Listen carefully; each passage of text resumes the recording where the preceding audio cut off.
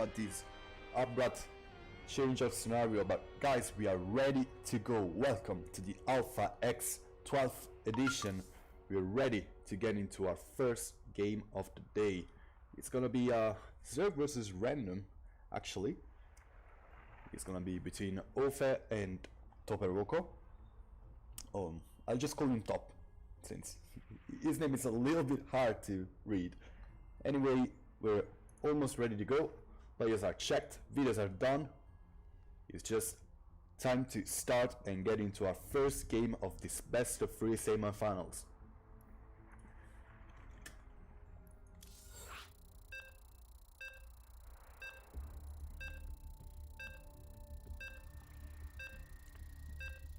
So after the videos, we have Acropolis as our first map. Second and third map, well, it's gonna be Loser's Peak, and the choice is between Cyber Forest and Kairos Junction, actually.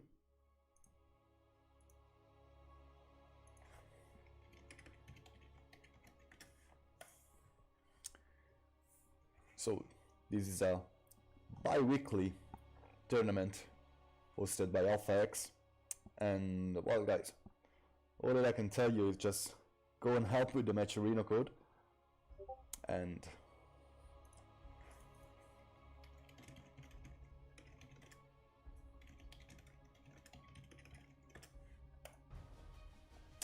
yeah, that's all.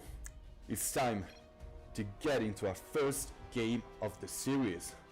Spawning in the bottom right hand corner of Acropolis, one of our new maps. First time doing the arena with the new maps. It's our purple Protoss. He is Toperoko. Just call him Top. Spawning in the top left hand corner of Acropolis is instead the red Zerg. He is OFE. Ofi.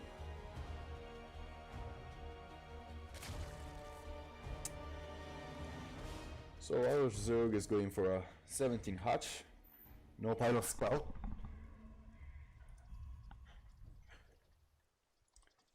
Oh, actually, no gateway scout either.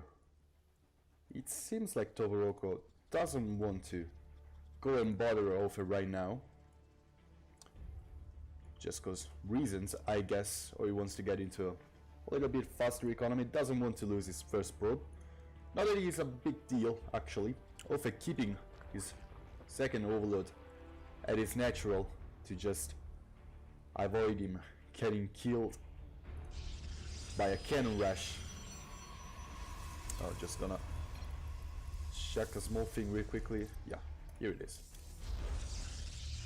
So Nexus first, Gateway, Cybernetics Core second, just a standard gate expand, and now the scouting actually starts. So nothing too big coming from Ofe build order right now. Just a 20 drone over here. It's a little bit greedy, but honestly, basically everyone does it right now, not to waste lava and time, and the 2 Zerglings will just pop anyway. So Toperoko finds out the natural of Ofe just by the creep. I don't think he's, yeah, he saw even the archery. And well, Metabolic Boost started, 2 set of lanes, 2 queens, and right now the tech choice is being a Twilight Council for Top. Yeah, so the first adept is gonna shade his way into the Zerg base, check drone count, check lair, and then get away. Stalker second, time to kill the Overlord probably along with the Sentry real soon. And our Protoss is starting to feel his natural mineral line. And he actually just dropped a Robo in plain sight of the Overlord, I guess. Well, not quite, apparently. The Robo is still hidden, as well as this Twilight Council over here. Yeah, that meanwhile shading his way to actually, ooh, that's a good catch. Third base by Ofe gets delayed by a small bait. The adept will probably, yeah, cancel the shade, as I just said. He didn't actually check for the lair, but no lair is in sight yet. So charge started. and Robo. 2 more gateways getting added. This really sounds like a charge lot all in right now. Top is actually in the condition to make it work. No real scout by Ophi yet, but I think that when he will see the Prism, he will start pumping out units. Actually, blind spore crawlers, since no scout happened just yet. But what really our Zerg needs are roaches, and he's in the process of making some of those. Charge and Warp Prism almost done. The all-in will soon start for Toporoco. Actually, scouting the gases will have been super important for Ophi, that has been a little bit lazy with his Overlord. Didn't really catch what's going on. Now he's sending lanes through the map to actually scout for anything coming out of him. Maybe trying to delay a third base by the Protoss. A third base that by all means could never come, to be honest. Because I think that as soon as this Warp Prism will move out, there will certainly be a lot of zealots in Office base, and right now the Warp Prism is actually moving out. Yeah, that's actually trying to deal a little bit with those lanes, but I think that right now Ophi knows exactly what is happening. He's pumping out roaches, a lot of roaches, but this is gonna be a lot of zealots warped in at the same time. Just oh, no roaches out yet, and now the third base is under attack. Roaches have to get into position as well as queens with those transfuses. A lot of drones are falling down one after the other. More zealots being whipped in. The third base is about to fall in a second. These zealots have crazy DPS in such huge numbers. Ophi is trying to ramp up those army supply. But right now, the queens are under attack, roaches are under attack, the Immortal is basically getting 3 shots, and on this other side, the zealots are actually into the mineral lines. A lot of work has been done by those roaches, but another Immortal is coming in right now to deal with the crazy amount of roaches Ophi is pumping out at this moment. More and more units are dying for a red Zerg. Workers are still safe. Zealots are trying to tank whatever is coming to them in the name of all those drones, all those roaches, but more and more zealots getting worked in. Drones are starting to fall. The Immortals are still on their shields without losing actually any health yet. The first Immortal is going to get juggled by the Warp Prism. The other actually is as well. The Warp Prism is now under attack. He needs to kill the Queen to make it survive. The zealots are now trying to buy time. Immortals are actually really bruised. He needs those zealots to actually do most of the work right here, right now. The all-in has been, after all, a success. Almost all of the drones of Ophi are actually dead, just 26 surviving against the 36 of Toporoco that now is freely shooting at drones with just 1 queen and 2 roaches, trying to save the day for our third player. More and more roaches are going to die, more and more workers are going to die. Top gets the first game of this best of 3. Amazing execution on one of the oldest builds of Legacy of the Void. Just a very powerful Zealot, Chargelot all-in with 2 Immortals actually helping a lot against those roaches. Really good prediction by Top that actually knew his opponent was probably going into roaches. Let's remember, those players probably have history, they probably have already played each other. But right now, let's try to get into the mind of our Zerg player and see what map is he going to choose as losers pick for this second game of the best of 3. Yeah, after losing to a random the first game, I think it's a pretty hard choice after all. So I just tuned into chat right now, so sorry if I missed anything really important.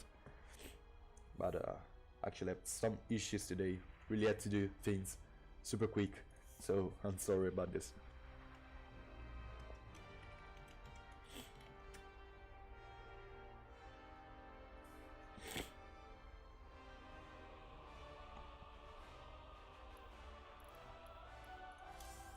actually want to slow down a little bit the drag scroll speed as well.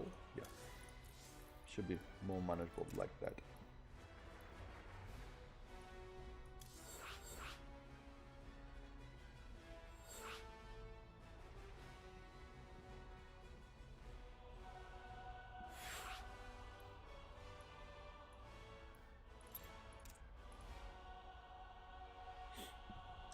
So Kairos Junction is going to be our second map. Really good standard map. Our players are ready, I am too. So it's time to get into game 2 of this best of 3. Oh, actually it's not time. Oh, I didn't put on game art. Oh gosh. Well, we're gonna make it count. We're gonna count the drones actually dying. Or maybe probes, or maybe SCVs, or maybe more drones. We don't know.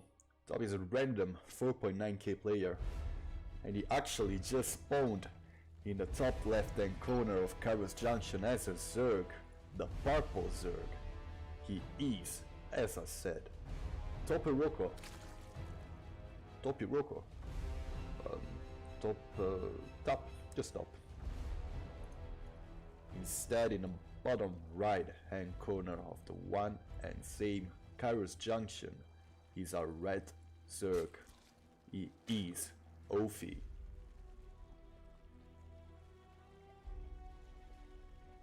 No early pull for both players. Actually, Topiroko said at the beginning of the game his race, so I was actually expecting some kind of cheese, but both players actually pretty much got an archery at the same moment. Yeah, basically build orders for Zerg versus Zerg could be just like this, so basically one identical to each other with just really slight differences, or yeah, just in timing. But there's gonna be a pool here. Yeah, here it is.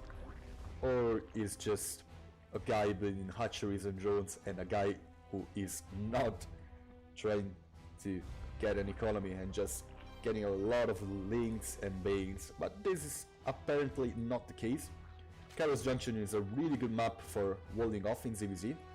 Actually really easy to get a wall off with the standard creep of the hatchery in a natural. So this actually helps for a quicker transition into roaches. But let's not forget, Kairos Junction is quite a short map. The middle pathway is quite short, and it can lead actually to some pretty good cheeses. 12 pull expand has been a fan favorite on this map for quite a long while. Topiroko actually forgetting his queens right now. I'm a little bit impressed. He definitely needs those queens out. Yeah, he gets them out right now. I don't know why it was actually so late. You are supposed to have enough minerals to actually pump out those queens immediately. Maybe just droned a little bit too much. The 4 links by Ophi are trying to walk through the map as for Topiroko. But actually the positioning of Topiroko's links is a bit better. He could get a little bit better fight over here, already catching one of them, of the links. And it might seem like not a big deal, but at this stage in the game, it is actually really good to deny vision, deny map control and stuff like that. Topiroko will, Ophi will get quite a good scout. Roach Warren is over here, and actually Ophi sees everything that's happening. At the same moment, Topiroko is trying to catch this drone, who's going to mineral walk into his natural once again. The third base is gonna get a little bit delayed for Ophi, who got an earlier Bane Nest, which has not been scouted by our purple Zerg, I guess. We're just gonna check right now. Yeah, no scout in main of Ophi. ZVZ is quite the volatile matchup. It can get really crazy really quickly. Right now, Topiroko is getting his own Baneley Nest to try and get a small advantage in this Lean Bane war, while ramping up his Roach's number and actually try to deal a good attack. So all those Banelings are going to get cancelled, not what you want to have against roaches.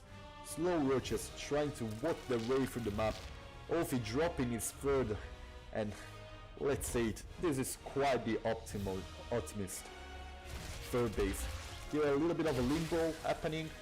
Olfie actually is pumping quite a good number of lanes out. He could easily deflect all those roaches, but as well as Toporoco, who's actually getting a lot of more and more lanes out. Those Pain's connection for Olfie has been really good, but Toporoco now has Pains of his own. Almost a massive connection with the central Pain link, and now just those Pain links existing and threatening the life of all these Zerglings is quite more than enough for Toporoco to get a better engagement with those roaches, with those lanes. Toporoco morphing Banes. Olfie is not morphing Banes, he's not making a ton of units, he's losing drones, and right now I think our purple random player has done it. He's into the finals with a quick and convincing 2-0 victory, and he's going to face the Kyojin in our finals.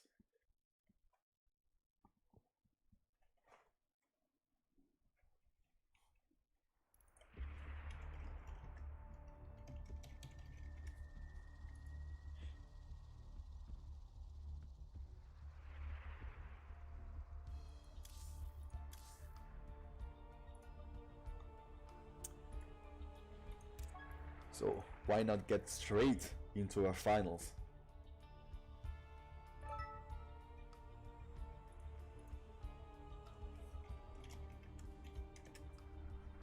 So once again we're gonna have a best of 3, and sorry, I had a big sneeze, had to hide that big sneeze, because otherwise it will probably destroy your ears. Anyway, it's gonna be another best of 3. So AB, ALB, Vita format. I used to do 3 Vitas each and then lose a speak after the first map, but this new map pool can be quite tricky. The gimmicky nature of some of these maps actually can be too much of a factor.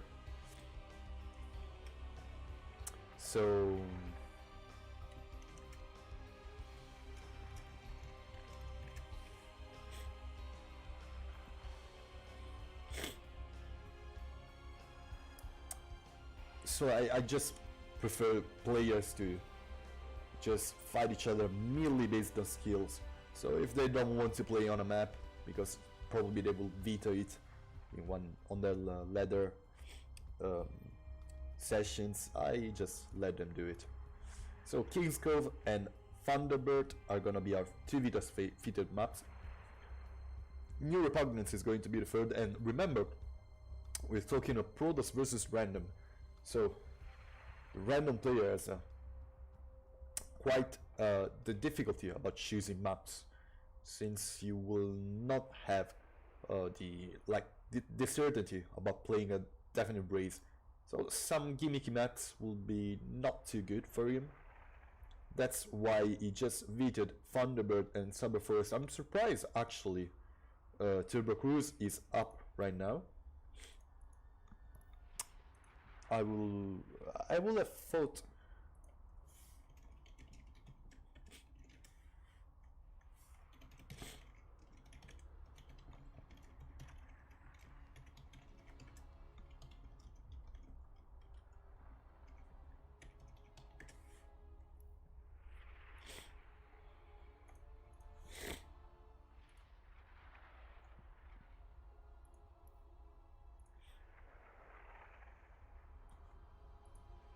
so Kairos Junction is gonna be our first map of these finals. Quite a good map. I used to not like this map like a long time ago when it was first introduced into the map pool, but it grew up on me. I have to admit it. This is a great map. Really balanced. Probably one of the best maps we've had for quite a long while. And I'm waiting for our guys to be ready to get into game 1 of those finals. The Kyojin is ready, top is ready, let's get into it. Protoss versus Random. So the Kyojin is quite familiar with the arena. He used to play in this tournament for quite a while, very clever player, lots of builds and lots of game knowledge. But on the other side we have a Masters 1 4.9k random player, so that's massive knowledge of each of the matchups, and as we've seen, really sharp timings and really good execution of the most standard and simple aggressive builds. But still, that's really important. Spawning in the bottom right hand corner of Kairos Junction is our Moroccan, how do you say it? He's from Morocco. He's the Kyojin. He's a red Protoss. And he's pylon scouting, by the way. Spawning in the top left hand corner, our gentleman always selling Wraith before each game. Spawning this time it's a Blue Zerg. He is top.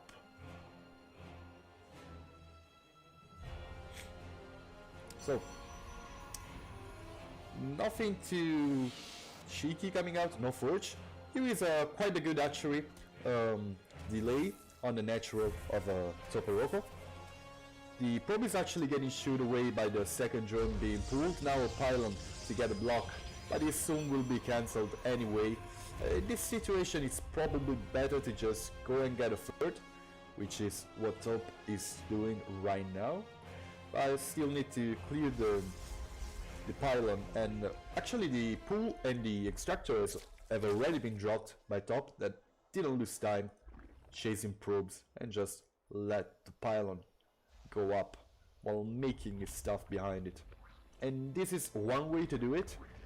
The other way to do it is just get one drone on the pylon until it gets cancelled or you get a kill on it, and get a third, and then the third here, the second at the third base location, and then you get a third at your natural location before the spawning pool. Usually Protoss players after a pylon block on the archery, ooh, cheeky. Well, anyway, usually Protoss players tend to just like go for a really economic build, since they feel pretty much safe to do so. But some of them usually go for some really aggressive attacks. And actually all the drones have been pulled from gas right here, so no intention of going there for Toporoco, who might be doing a link rush, link flood. I don't see those drones being pulled into gas, rallied into gas right now. The world is not yet over right here. Stalker first. This could be a recipe for a disaster for the Kyojin, who's actually getting a Twilight Council in the middle of the map, wanting to go for Dark Temples, but that's exactly what you not want to have in this scenario. No gas yet. No third archery has been dropped, and no links are in production. But really, not getting gas at this stage of the game is a huge deal. You actually need gas for everything you want to do. Those 4 links get inside, only a Stalker to chase them down. The first one dies right here. Good micro by the Kyojin, that now has a Dark Shrine in the making, and the depth in its base to actually try and deal with those. Almost got 2 probes, but Top now has to get the hell away of this base. Still no gas collection for Top. That will have a huge problem with Dark Templars if he doesn't get blind spoke loaders. Right now he saw the Kyojin base, he saw it was kinda empty in quite a weird way. Now he's getting 2 extractors and the Roach Warren at his third base location, so he might want to go back into gas, and that's what he does. No link flood right here, he knows something fishy is happening. And actually here we have quite the proxy by the Kyojin on a quite a nasty spot as well, really hard to actually spot it. So overall, impressive build by the Kyojin, but really impressive scout by Toporoco that got those 4 links into his opponent base, and so basically nothing. We're getting 2 probes as well. Now links are being spread to get a glimpse on what's going on, but still no vision on the proxy, and now 2 DTs are actually running into Toporoco's base. No Spore Crawlers really instantly catched by a Blue Zerg who is getting a lair, is trying to rally around the Spore Crawler, but right now the Dark Templars are quite weirdly trying to get a kill on the lair, which will definitely not happen since the Spore Crawler is almost done and a lot of roaches are up here right now. The first Dark Templar gets killed, 2 Overseer get moved. Now there's 2 Templars. Actually, I don't really like how the Kyojin play this. A little bit of an F2 move, All Army Aki move by Toporoco, but basically just I think 3 Dark Templars didn't get anything done. Not a single unit killed, not a single building killed, and not a single drone killed. Just a little bit of mining time, but that's quite not enough. Our Protoss player is still on 2 bases. His economy is quite weak. He doesn't have a lot of units either. He's getting a lot of zealots, but Toporoco already has the answer. He already has roaches, he already has lair. I don't think those zealots might be ever able to end the game, even alongside Dark Templars. Roach speed is actually on the way as well. This will definitely have kiting the zealots. I don't think the Kyojin is quite all in right now. He's getting Archons, he's getting gas. He wants to just deal a lot of damage with Archons and Zealots. Maybe get a kill on the first. Wait. Are those 2 lairs? Is this a misclick? How did I not see that? Well, that's weird. Anyway, quite a small force coming to Toporoco's third. He will find the army of the Blue Zerg a little bit off position, and now trying to sandwich those roaches with the charge lots. Actually, a really good engagement by the Red Protoss that forces a drone pool.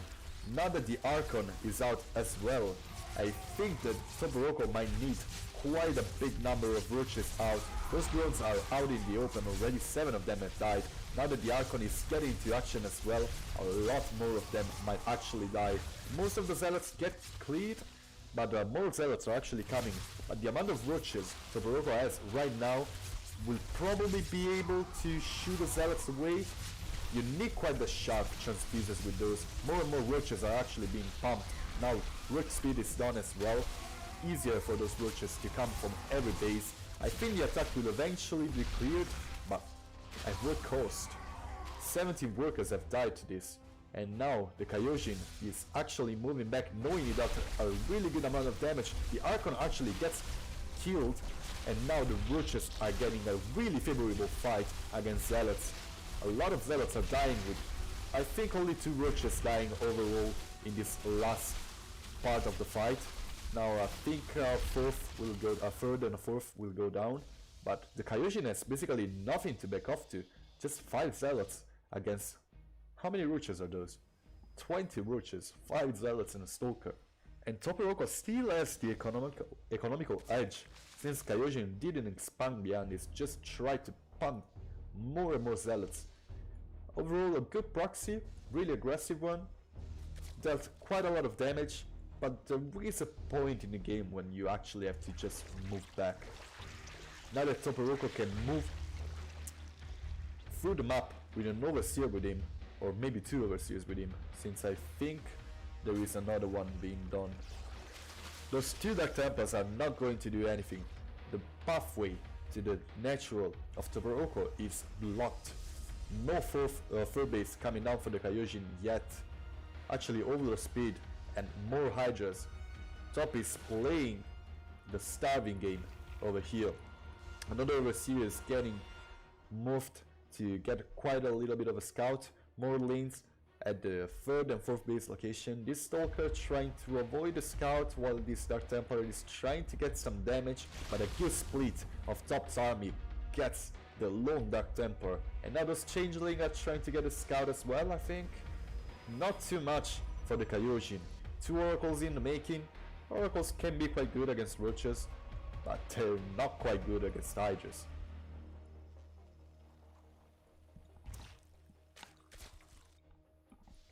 The Kyojin actually didn't scout the Hydra then, as you can see.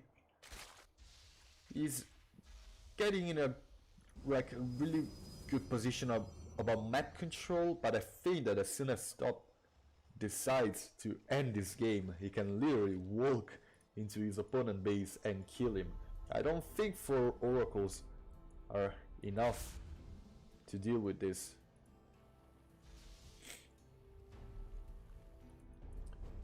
Top is going for the aggressive move. 7 more Hydras in the making. He needs a little bit more Roaches, and he adds 5 more to the making. Those are a little bit in the open, but there is not much for the Kyojin. Just honestly, a lot of Zealots and quite some Oracles. Topiroko gets quite a scout of what he has to face, and now he knows he can basically move and kill his opponent. A lot of Roaches and Hydralisks are less, a lot of Oracles. Now the Hydralisks are actually trying to focus down the Oracles. They deal quite a good amount of damage, but it's not enough. Topiroko army is insanely stronger than the Kyojin's one, and he gets game 1 of our best of 3 finals.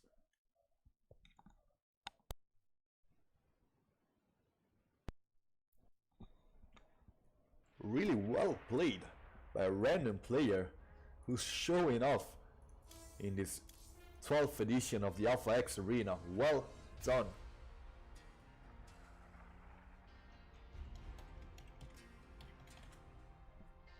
We'll see what our Protoss player will choose for our next map of this best of 3. But really right now, it's really hard to choose a map to play against a random player, but I guess the most gimmicky one is a good choice, and that's why I was really surprised this map wasn't vetoed by Top before the series actually started, because we're gonna get a game on Turbo Cruise 84. Quite a weird map. Of course, a map that I truly dislike playing on, but it can make for some games, funny games to watch. Just waiting for our guys to get ready. The Kyojin set is ready, Top set is ready, and I'm ready too, guys. Let's get into game 2 of our finals.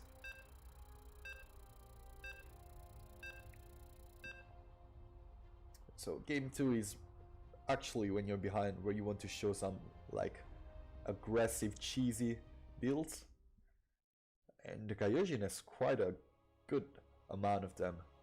Topiroko will say his race as always, as a true gentleman, and the Kyojin will decide what to go afterwards.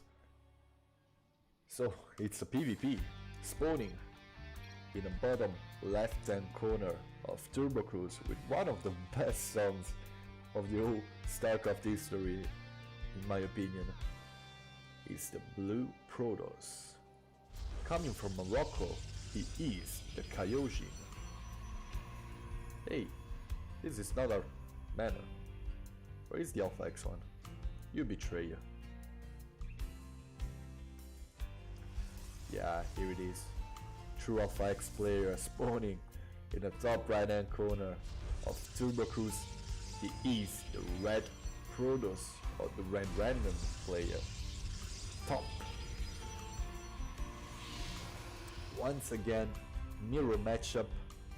Things can get pretty similar on the production tab, but Protoss versus Protoss, it's actually the 200 IQ matchup.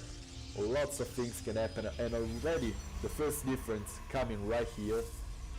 The second assimilator being dropped by the Kyojin before the second gateway. Just a really slight difference. But if you want to get that gas a little bit earlier, it's probably because you want to get the adepts or the sentries. So Cybernetic score will be dropped a little bit faster by Toporoco compared to the Kaioshin, but it's really a matter of seconds at this point, because the build areas are pretty much identical right now. It's just that the Kaioshin has collected a little bit more gas, and he has a bigger income right now. Not by a big margin, but still, getting that small gas lead means fast attack and just overall faster unit making.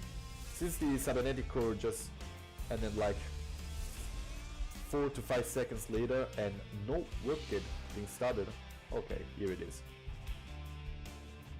A Stalker being chrono boosted, and on the other side of the map, actually 2 adepts being made by Toporoco. So the reason why the Kaioshin probably went for 2 Assimilators is to get a Sentry. The Sentry allows you for quite a safer fast scout, since yeah, by just making a pylon. Okay, actually that was Toporoco's pylon, I didn't see it. Anyway, the Kaioshin getting a pylon of his own here to see what's coming out of Toporoco's base. I think he saw actually the Shades, sorry, the Adepts. I actually didn't know Shades get slowed down by the Mythical Zones. Anyway, the Stalkers get quite into a good position to deal with those. Now the Pyro gets made, actually the Shield Battery, and Toporoco is just trying to hide those Adepts, but I don't think that's a good choice. Both are actually going to die. One is trying to catch the Sentry and he almost manages to do so. Really quick hallucination by the Kaioshin, with a little bit of miss micro over there. Actually was about to lose his first Sentry. That would have been a massive hit, since he didn't scout anything at all. Toporoco as well didn't scout the Dark Shrine and the Tala Council coming from the Kaioshin, and instead, oh, he just cancelled his own Nexus. And now he's making it again. I think there was a misclick. I'm not too sure, but I definitely think so. So good hallucination by the Kaioshin. It actually scouts everything. He scouts the robotics facility, he scouts the shield battery. He actually knows his opponent already has the answer to Dark Templars, which are observers. But will an observer be the first being built? Yeah, yes it will. So Toporoco knows that his opponent will probably go for Dark Templars again. Dark Shrine takes quite a while, so he doesn't know the timing of this attack will be a little bit off, but it will still happen. And right now the Observer is out, he is with the army, Shield Battery being dropped, Nexus halfway done. A little bit of a faster economy transition for the Kaioshin, that still has to rely on quite a weaker army for quite a while, since it's going for Charge and Dark Templars, while on the other side of the map, what? Oh, I missed this. Well, on the other side of the map, Toporoco is actually going for Immortals. So the first Dark Templars tries to get in, but he gets chased down by Stalkers, and that's quite a free Dark Templar. He doesn't see the Immortal at all. And right now, I not want to be the Kaioshin, since what do you want to do? There is no way you can get on top of this ramp. The pathway of the natural is too narrow to actually try to sneak a Dark Templar in. With the Observer sieged up, there is no way actually it cannot be seen. Right now the Kaioshin is trying to move some units across the map. Some Stalkers, some Archons. Still, Charge is done. I don't see quite a lot of Zealots being worked in as well, but right now I think that Toporoco overall has surpassed the Kaioshin in economy. So once again a 2-gas build with mostly Zealots and Archons for the Kaioshin. He has 1 Sentry to actually 2 Zealots being hallucinated to trick his opponent to think he has more army, but this Shield Battery will probably try and do miracles. Those Sentries actually, those opponents actually get pulled a little bit of a hold move position to avoid the Zealots getting into a good spot. The Kaioshin is ultimately forced to fall back, but 4 probes killed and quite a lot of stalkers as well. The Kaioshin army supply actually climbing through pretty quickly. He's warping in 8 zealots at a time, and he has quite a powerful zealot army right now. The hallucination will finish, the sentry gets a good force speed, and now with the probes holding position to actually try and buy some more time, the Immortal will add DPS upon DPS to actually survive once again to the attack of the Kaioshin, who's just getting more and more zealots. I think he's probably going to have an overwhelming number, and now the Immortal is in the open. No way to do the probe trick with the old position. Gets around by the Kaioshin trying to recall. The Immortal will fade for Toporopo, but GG's out of the game. Sharp timing by the Kaioshin that gets the game 2 of the series. The score is tied. We're going into game 3. Which is going to be on what map? Let me ask the players because I actually forgot. So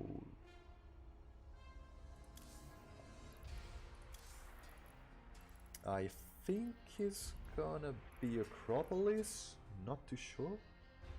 Yeah, it's Acropolis. Yeah.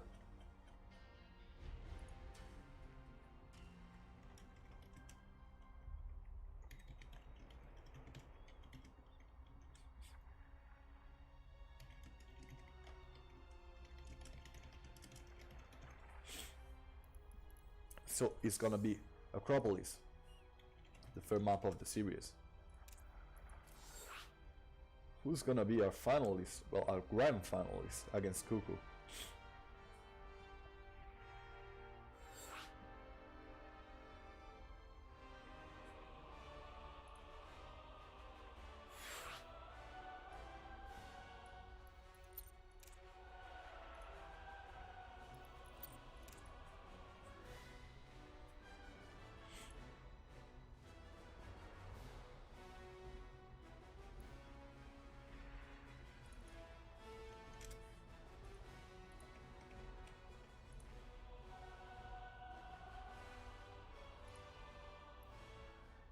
So we're ready to get into game 3 on Acropolis.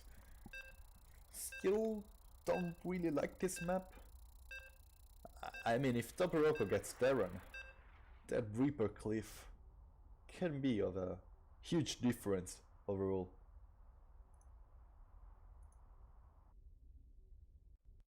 Oh, my game was taking quite a hit, and I think it took quite a hit. Oh gosh, did my game crash? Oh no. Oh no.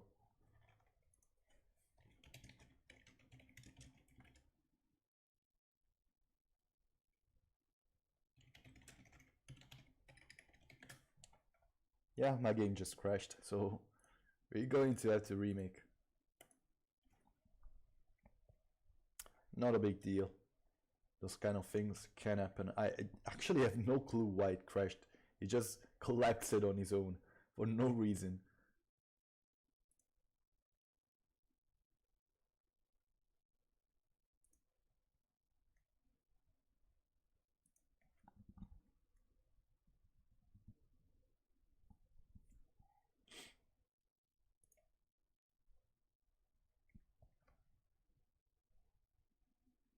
That was super weird. It actually never happened to me.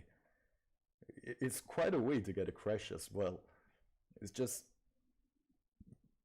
without like any tell of it happening. Really abrupt crash. But anyway, this should get only a few seconds. Even though my computer is quite a potato right now, this should not take too long. Game shall be already like loaded.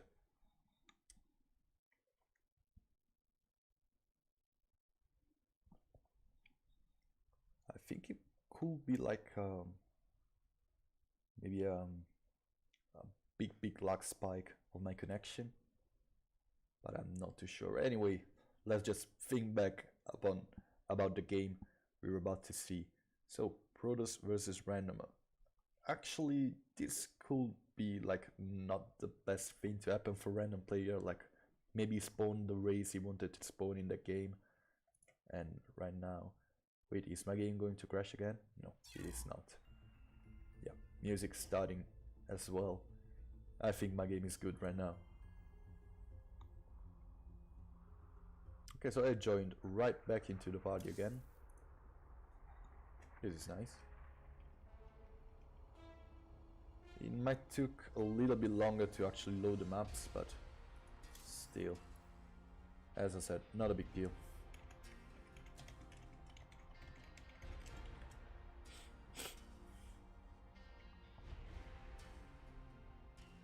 Quite a weird crash anyway. I'm really surprised. Like, it took me by surprise anyway.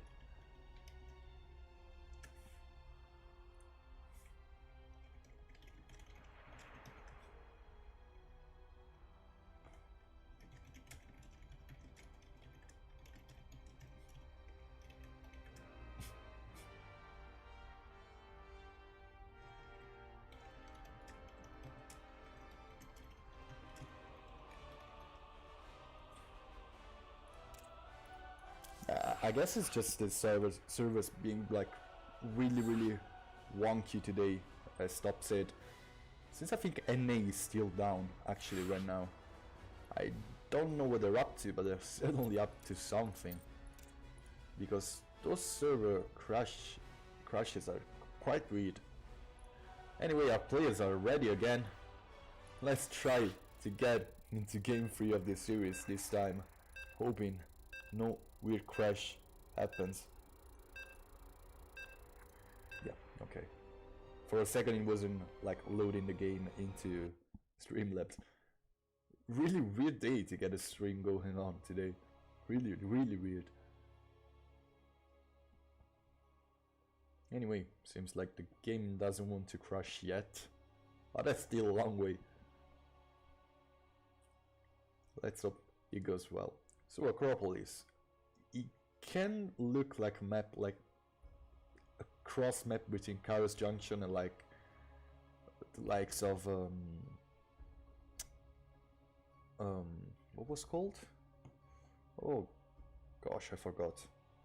Cerulean Fall, I think, is the name of the map, with a lot of like high ground and low ground changes, like really safe expansion at first and really unsafe expansion later. Still, you can still like focus on getting maps on the high ground, but really a really clever map. Doesn't necessarily mean it's a really good one, but really a lot of things can happen on this map. Let's put it at that. Spawning in the bottom right hand corner of the map I'm talking about, which is Acropolis. It's a red Protoss, the Kaioshin.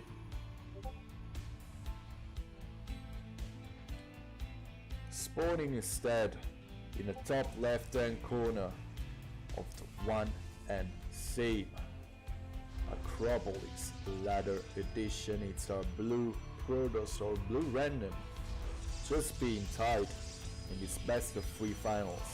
He's Toperoko. Oh, is the music a little bit too loud? It feels like it's a little bit too loud. I think it's better like this. Game sounds are a little bit louder as well. Oh gosh, I think I have to like just decrease everything by a little bit, like this. Yeah, I think it sounds better right now.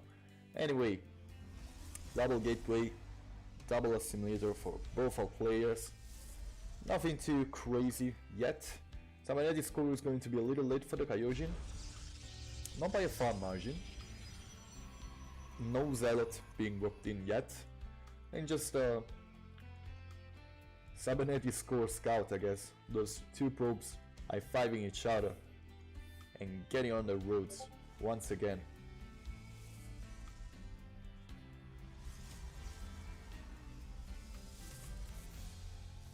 Anyway,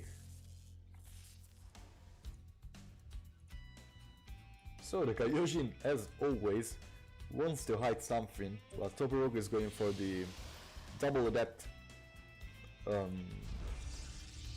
opening that he showed in the first game as well. I think we're going to see Dark Templars again. It's a really safe build overall, because even though you don't get damage done with the Dark Templars, you can actually get Archons so quickly, it makes a difference. So, Toporoco trying to wall off the natural base of his opponent, trying to see what's coming out of this gateways. But right now the Adepts are in, they want to shade in, oh, they get seen a little bit too quick, but there is no probe. Oh gosh, the Sentry gets sniped, and the probe gets sniped, and now the two Adepts are in. That's why you want to wall off in a PvP. Those two Adepts could deal a crazy amount of damage. They start to synchronize their shots, 4 probes dying. It's quite the disaster for the Kaioshin. 5 probes, those two Adepts are still going strong, a lot of mining time being delayed. For the Kaioshin, who's losing a lot of probes, 10 probes dying, 11, and more are about to die. 1 Adept is still alive, 12 probe killed, and now it is 13. The Kaioshin leaves with 14 workers after losing 13 of them, not getting an expansion, and behind it, Toporoco is getting an Oracle as well. He just wants to deal more and more damage. The Kaioshin knows his economy cannot afford him Dark Templars. He's too behind. He goes into charge. He wants to survive his early game and try to get into a better spot, but Toporoco is in quite a good shape right now. He just needs to push his advantage forward, getting an expansion. Oh, he's gonna get the Scout of the Twilight Council as well. This was quite a lucky one, but really well done by our Blue Protoss, who also gets a natural block with his pylon. Really, really clever and sharp play by Toporoco, who's been lucky not to see. Oh god, the Stalkers are out of position, and this is going to be so many probes death. Oh, 5, 6, 7. The Oracle is probably wanting to sacrifice his life, and he will not be forced to do so. 8 workers have died, and just look at the tab. 21 workers and a Sentry for 2 Adepts. It's quite the disaster for our Red Protoss, who's been lucky enough to move out to his natural to try and make a nexus the instant the Adepts actually try to shade inside his main base. Now more gateways are getting hidden in the top side of Acropolis. Overall, the Kaioshin has quite good vision of the map, of what's happening, but he has quite no clue about what's in the base of his opponent, because otherwise it will probably GG'd out of this game. Only some Zealots with charge for the Kaioshin, 5 Zealots with charge against a whole army of stuff going on here, and Mortal being warped in really soon. So those 3 Stalkers now are also moving out, and there is nothing on. All the probes of the Kaioshin are going to die in basically an instant. Really unlucky game by the Kaioshin that has been feeling a little bit forced about moving out. Now all the workers have died. Nothing coming out of this anymore. Actually, he let a single one survive. He knows an attack is probably coming. The Oracle are still in the disruption beam. Well, the Kaioshin knows there is nothing to do here. Good luck to his opponent. Really well-mannered player, but really good game by Toporoco, who earns his finals, his grand finals. What a game by Toporoco.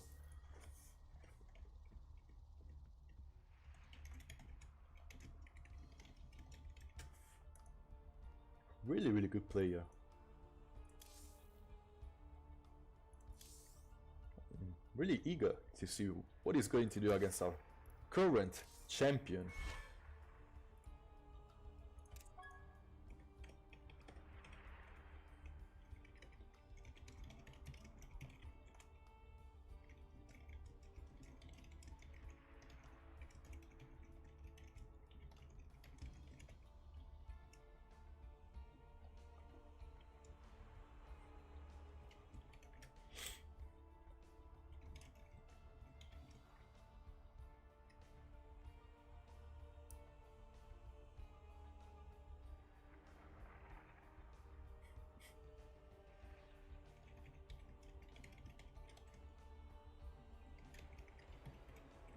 for players asked for a little bit of time.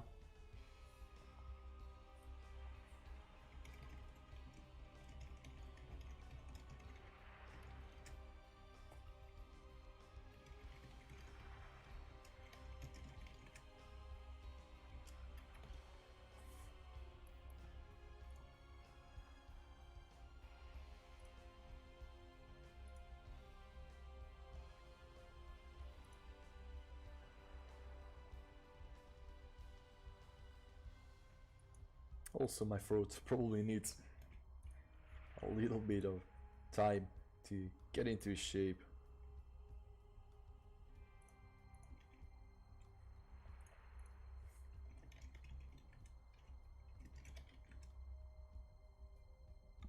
Actually, we're discovering something about Todoroki. He used to be a Dawn of War pro player. And maybe I'm too young, but I don't even know what Dawn of War is. Let me just...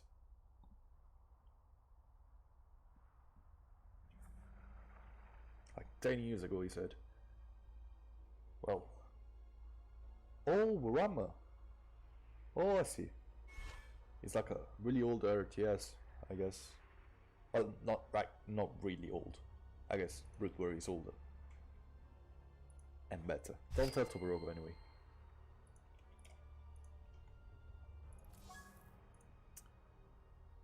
So, this time, it's a best of 5.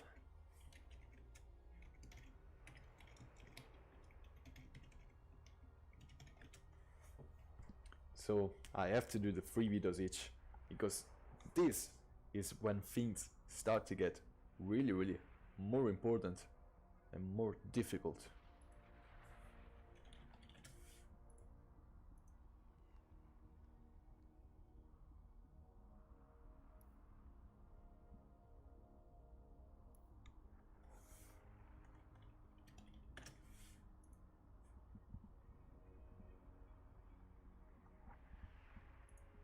So Turbo Cruise is going to be the first Vita of this Grand Finals. King's Cove, the second by Todoroki. Yeah, King's Cove can be quite a bad map for a random player, since it's such a huge macro map, and well, it can lead to some messy games. Cyber Forest is the decision of Cuckoo, who's actually trying to get out the gimmicky maps and try to get in the macro maps. Probably knowing his opponent is a random player. Actually, the MMR difference between those two guys is really small. So 48-63 for Todoroki and 48-16 for Cuckoo. So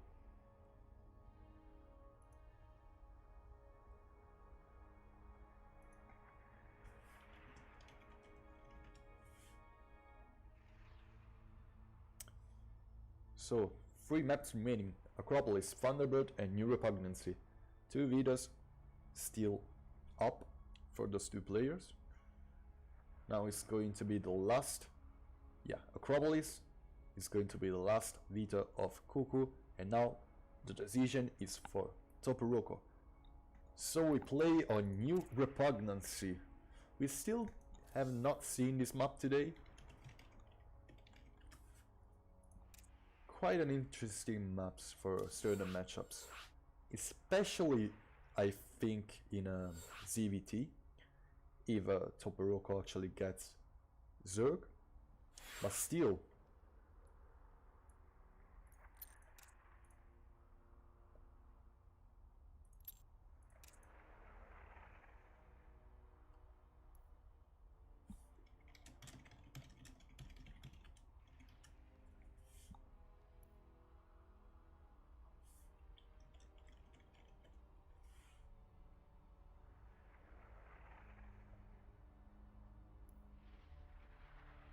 So, after a Zerg, after a Protoss, he's now facing the final boss of the Alpha X arena, Todoroki versus Cuckoo, our champion Terran.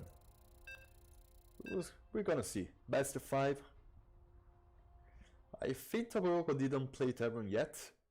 I'm not saying I want to see a TVT because I generally do not really like TVT. Well, of course I like TVT, I like everything StarCraft 2 involved, but I just prefer other matchups, let's put it that way.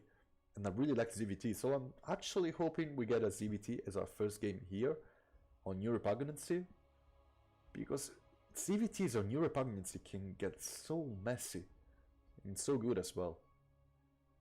A map I really enjoy playing CVTs on anyway.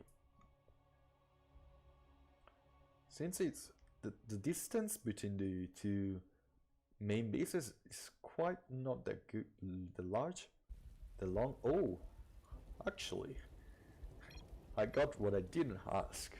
Spawning in the top right hand corner of New Repugnancy is our pink Terran and our champion 5 times in a row.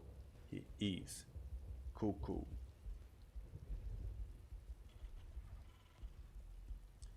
Spawning Game is paused. dead. Well, I'll just introduce him anyway. In the bottom left hand corner, he is a red random spawning as Terran. He is Toporoko. 3, 2, 1, go. Game resumed.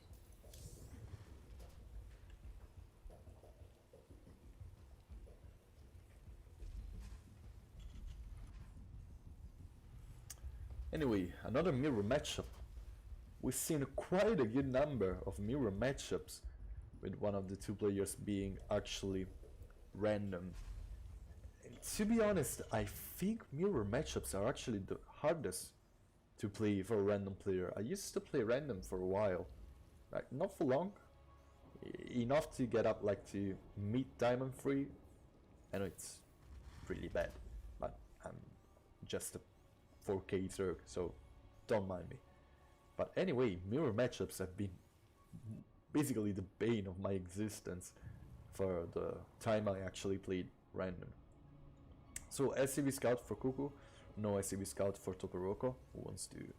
actually doesn't really like to work a Scout.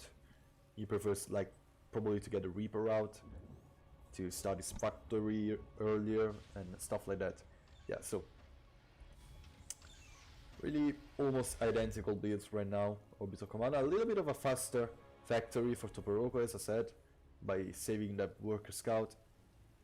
It's really not that big of a matter, but actually if Toporoko would have gone for a proxy, this would have been like a massive scout for Cuckoo, who knows now just to make Reapers and just get ready to face a slightly quicker factory. So maybe we'll fight like with 4 aliens in his base instead of with 4 aliens in your opponent's base, but that's about it. It's really that small of a difference at this stage of the game especially. So both players have put one of the SCVs out of gas. Actually Cuckoo is refilling the gases right now, and Toporoko already did, to get the starport going on and tech lab. Oh, the reactor actually. I think both players will go reactor to try and get as many aliens out as possible. Cuckoo is going quite Reaper heavy. A 3rd Reaper on the way as well, while Toporoko went for a reactor instead. So it's going to be quite a messy play. I think 3 Reapers and a Hellion, I guess 2 Reapers and a Hellion. It's just not that really easy to... Oh, this is a really good catch by Toporoko, who instantly gets away, almost gets a Hellion as well. Really good grenades by the red Terran, who's actually probably going to lose one of these Reaper. Actually not. Oh, really good micro by Toporoko, who also gets a Hellion as well. And almost saved, I think he saved all of his units. Sick plays by the red Terran. This was really, really smooth by him. And right now, Cuckoo might have the better army and the not bruised army. But he has quite a little command center. He's trying to get into Cyclones as well. I probably will get okay, that's the Raven first, so no Banshee play yet, at least. But anyway, Toporoko is already getting his first Viking out, already getting his first tank out, actually second tank out. Toporoko is in a victory shaping form. Well, in a victory shape. That's what I meant to say. In a victory shape. This might be quite a strong push coming out of him. With the Viking to kill the Raven, the Marines to kill the Hellions and the Cyclone, the Reapers to kill, well, the Reapers, and the tank to kill everything else. Oh, he has to get away with this Viking. He really doesn't want to lose the Viking. The Raven is such an important target right now since he doesn't have one. He baits the lock-on with his Bruised Alien. Quite a good play. Now the tank is sieged in quite a good position, and with the Viking against the Raven, there's basically an instant better positioning for him. Bunker being dropped just outside of his opponent's base, while Kuko's bunker will get destroyed by this tank in quite a good position, trying to get a little bit closer and try to shoot at the refinery. Actually, it's shooting at the other tank, and he's going to go down, almost goes down the second one as well, and it actually does. The Marines try to get into position, but the tank is a little bit too far away. And the outer turret being dropped as well. Now the air control is of a pink Terran, who's always been really good at defending. Now this bunker is going to go down, and with the air advantage of the pink Terran, I don't think Toporoko can actually close the deal with this push. Kukos might move a little bit too forward. Oh, really good interference matrix, but the Viking is now in a good position to actually get vision on the tank, and right now the army of ground of Kuku is basically no more. Doesn't mean a lot that the Vikings are in a higher number. They have to be landed, and now SCVs are actually dying. Marines are getting into the base of Toporoko and of Kuku, sorry. Now the tank gets on the high ground, but still he has to move outside. A lot of drones are being pulled back into minerals again, but some more of them are actually going to die. No catch on the Raven yet. Well, probably just trying to get in the air the Viking again. Would have killed the Raven. Another big hit to Kuku, but right now Toporoko has a massive army, massive economy advantage, third command center going on as well, actually third orbital command going on as well. And those two Marines are actually quite well hidden over here. They instantly get killed by the tank, but quite a sharp move by Toporoko. So scan on the production of the pink Terran. So Kuku has always showed off his really incredible ability of actually climbing back into games he almost lost. But Toporoko, with his super sharp timings, is really getting back into building up a lead. So actually Toporoko was a little bit scared about the scan on his army, thinking his opponent was actually moving out. But right now, I think this is not really where you want the command center to be. I think you want it to be a little bit up there. But, well, maybe you want it near to gas? I don't know. This might be a thing that I'm not aware of, but doesn't the distance... Isn't the distance identical from here?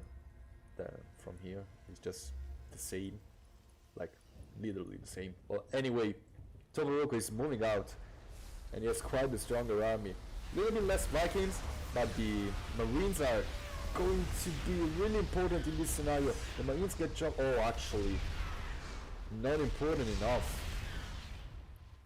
I think that if Kuku moves his tanks a little bit out,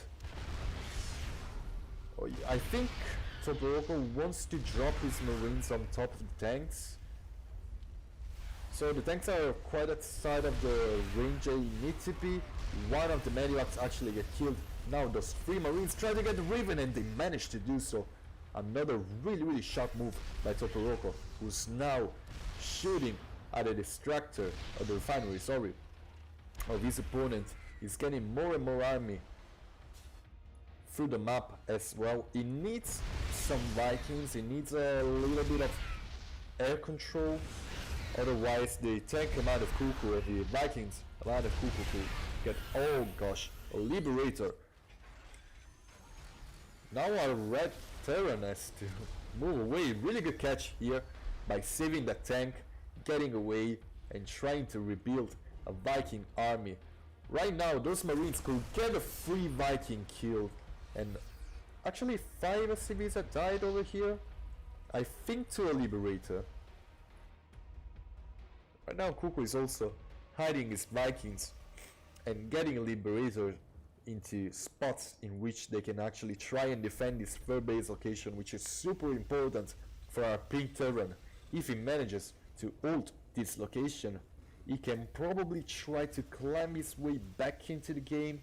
I know he has worse upgrades, he has probably the worst army composition, but anyway, this game is about to get so messy if he can manage to keep that base. Those Vikings of Kuku are really bruised and they will eventually lose the fight. In this scenario, I think a red Terran might have done it.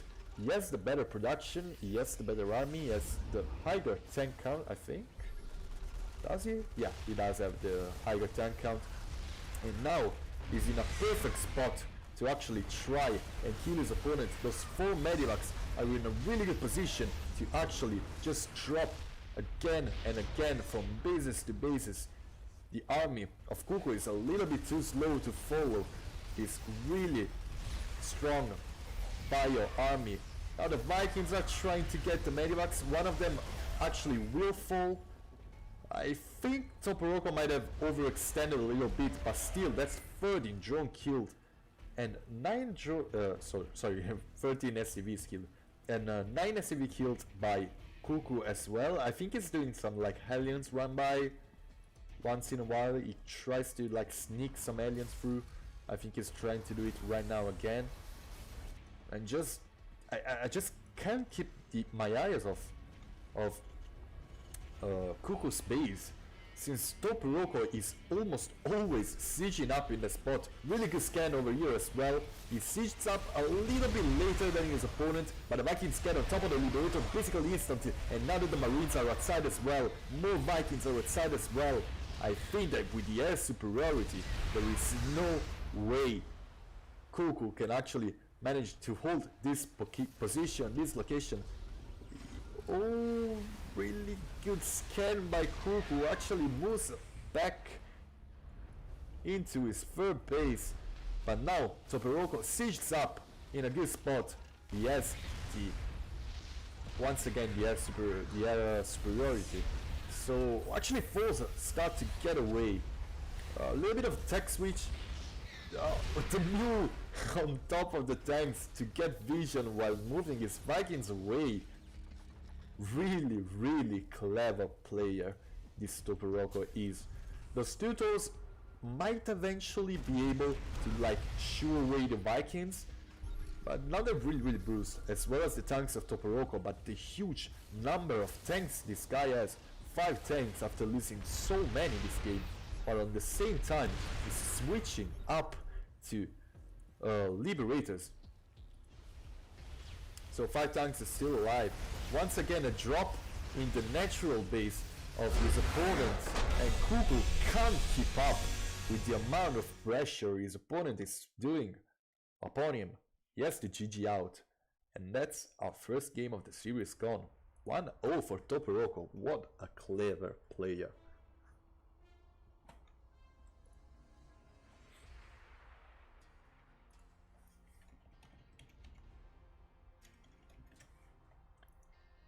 So it has been actually a while since we've seen our champion take a big hit in a TVT.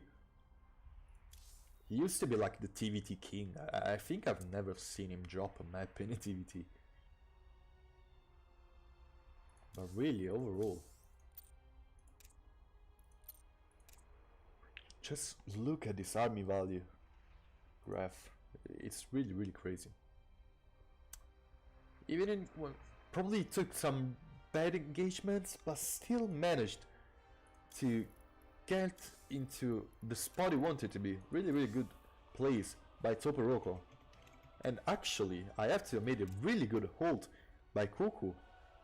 I think that most players would actually have lost this game like 10 minutes before he actually lost it. Really clever for transition to try and keep up with the drops and the Vikings, but Vikings are just too important in these scenarios, and he paid like getting some not really good engagements with these Vikings. And right now we go into game 2 with a 1-0 lead for Toporoco on Kairos Junction.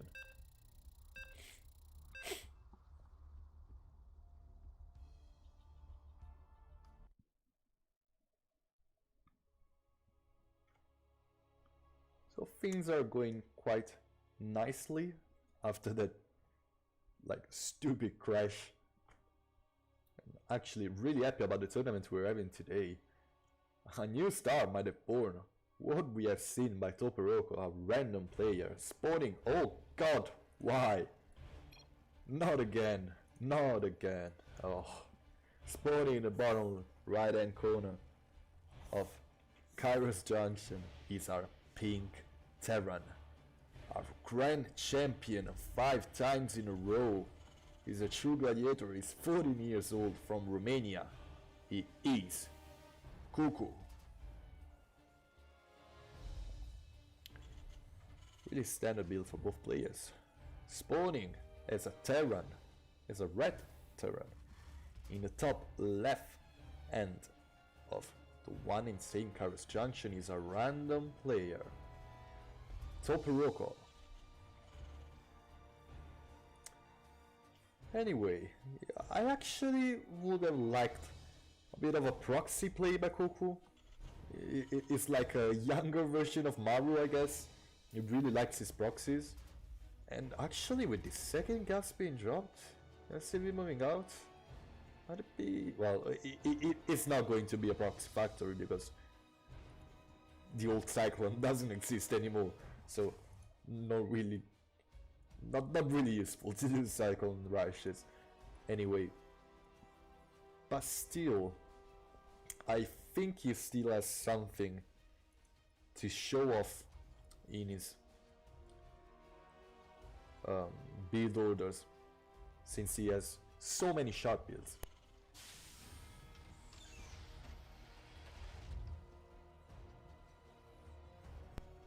Both players dropping a factory basically at the same time, but the main difference is over here.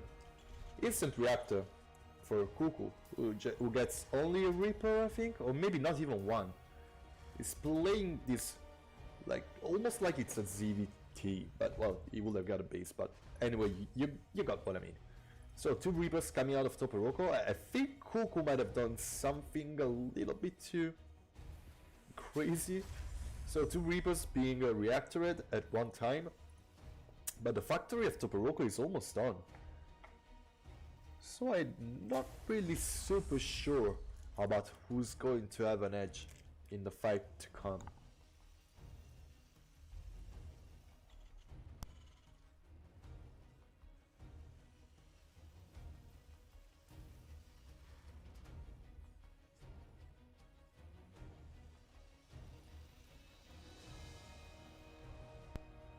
This allergy is basically killing me. Anyway, Toporoco gets the high ground arc as well as Cuckoo. So not... oh, so it was a proxy after all. It just was the proxy I didn't expect. A Mediac? Is it just to like... oh, maybe it's a Hellion drop. Oh, might be an Hellion drop. Okay, sorry about this, but this allergy is basically killing me. Yeah, so This is quite a strong army by Cuckoo. Toporogo has basically nothing right now. He just has the high ground. That's not what you want to have. Oh, really good Widowmine, I didn't see that. Actually, he's basically losing everything. He probably will lose everything. And now, with the Medivac, he can micro his way into the main base of Toporogo. He doesn't know 2 Marines are going to go out at this moment, but he has no Medivac. He gets the Alien, but that's not more left to get. Another Alien is on the low ground trying to get some pocket shots at the Reapers and Hellions. Now that the Cyclone is out, he's actually trying to get the Medivac killed. Oh, really good luck on the Medivac gets back into position, and now the SCVs are trying to heal this Cyclone back to life. Oh my god, such a good micro. Wow. What a play by Toporogo, who showed off such a good micro. Anyway, Cuckoo has to get back into his base. I think the starport will be lifted once again.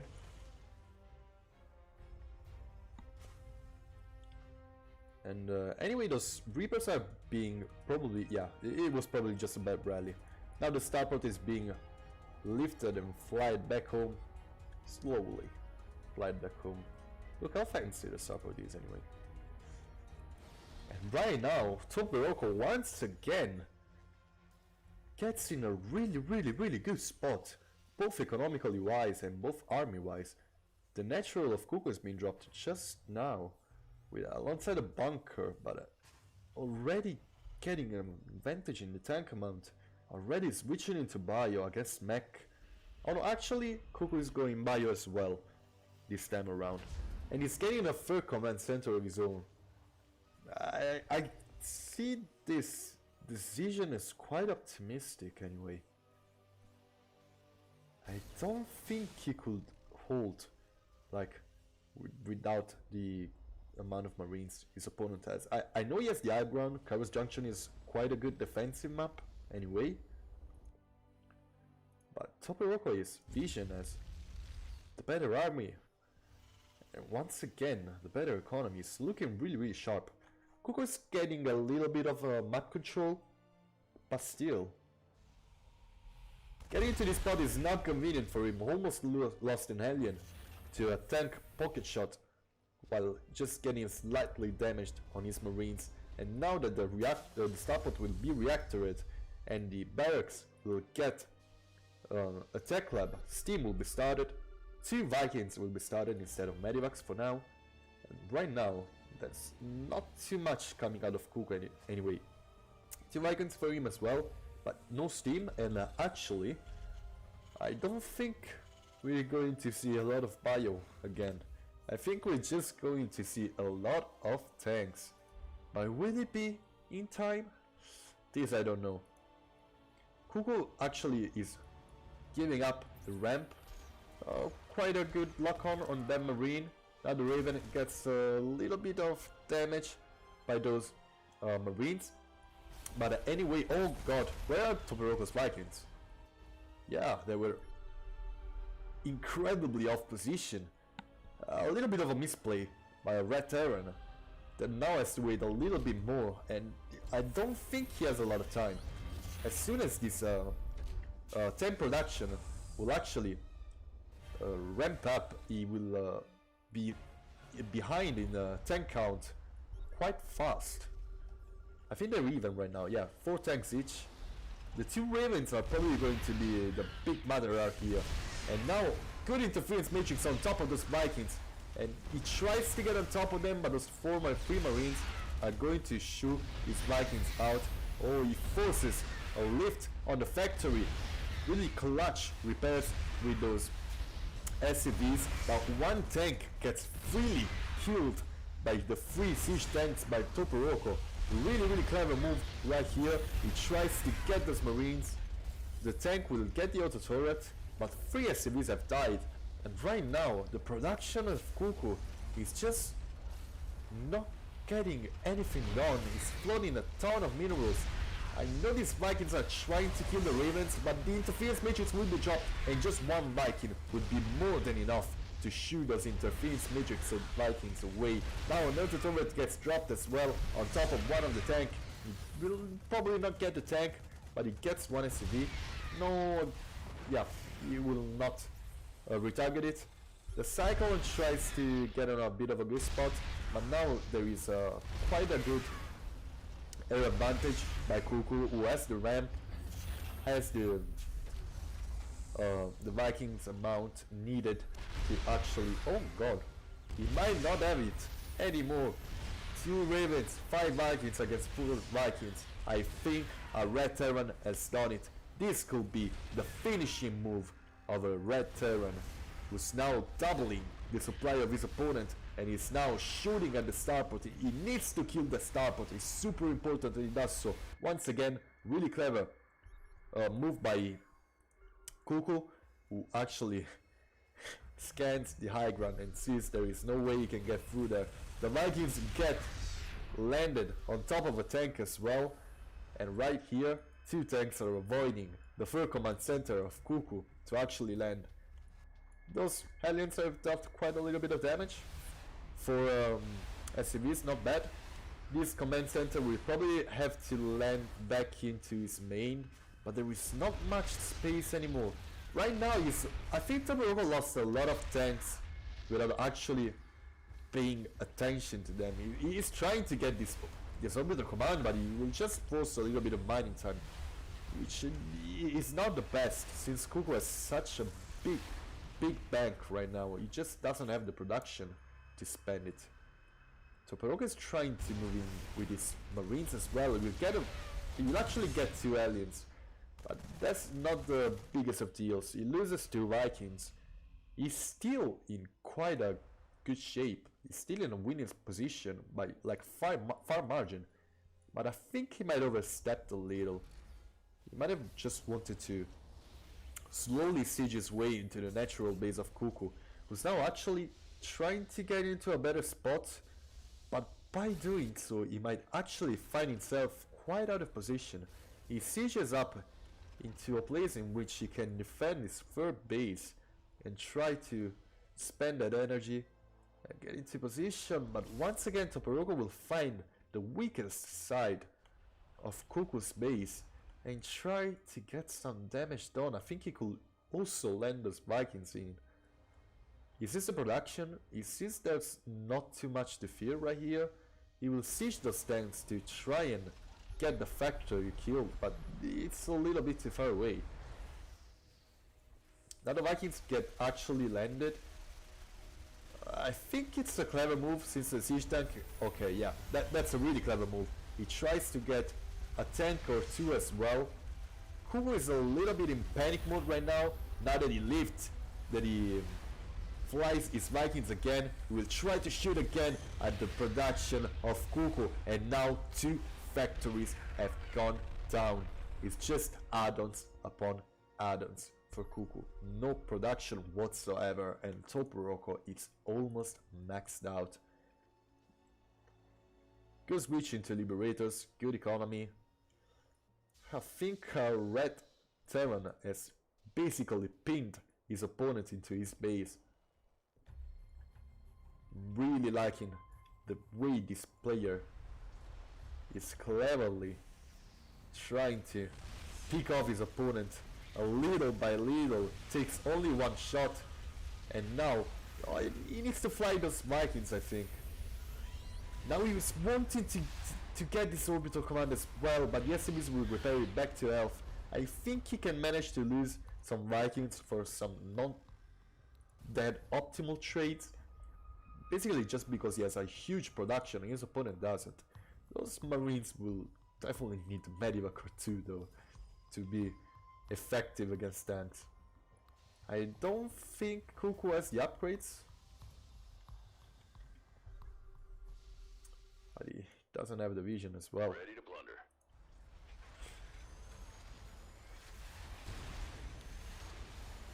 Yeah. Basically no upgrades for Kuku whatsoever. Now that the Liberators are into play, I mean, that's just too much army of Toporogo that has picked his opponents apart little by little. Literally death by 1,000 cuts. Well played by a Red Terran a red random player who's now in match point to get that cross sword from his opponent.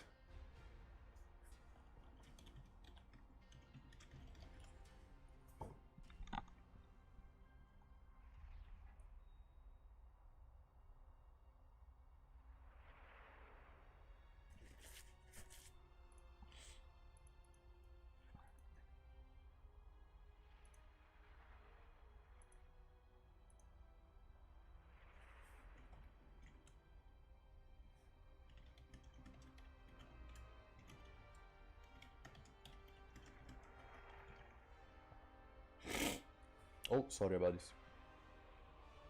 It's just, I'm feeling really sick with this allergy right now. So our champion is currently deciding on the next map to play.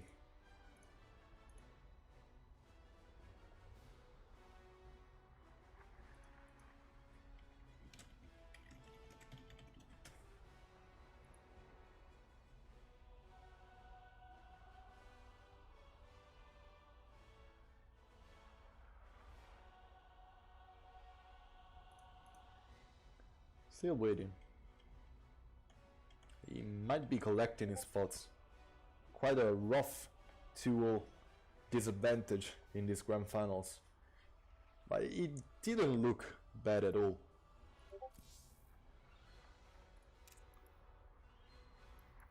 So Thunderbird, a map that actually Toporoko didn't want to play for the whole tournament up to this point, but he will be forced to do so right now.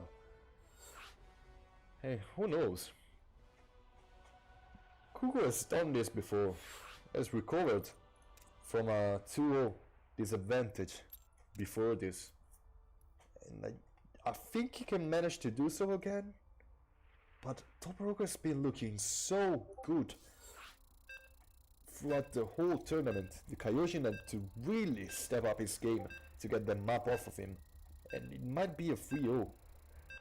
I just don't know. Two great players just hacking each other. Like hack and slash, that's what I meant, not real hacking. Well, it just delivered wrong, but don't worry, they're just going at each other in quite a fashionable manner. I almost want to see another TVT. I know this sounds weird. I will not add one, but still. I'm going to add instead a TVP. Spawning in the top left hand corner of Thunderbird. It's our champion. He wants to defend his crown. He is Kuku. Spawning instead in the bottom right hand corner of this crazy big map. As a red Protoss, he is a red random player. Toporoko leading the series duo at match point in this best of 5. I think Protoss might have been the worst race he's showed off this tournament, but I remember that third game against the Kaioshin with those 2 adepts and the 2 oracles. Really crazy plays with just a really good micro. He's been dealing damage upon damage to his opponents throughout the tournament to the point of starving them off. Right now Kuku's getting a little bit of a scout. Oh, quite a bit gateway position, but that's a gateway expand opening. Toporoko still keeping the probe over here at his opponent's natural to try and get a little bit of a delay on the, and he managed to do so actually.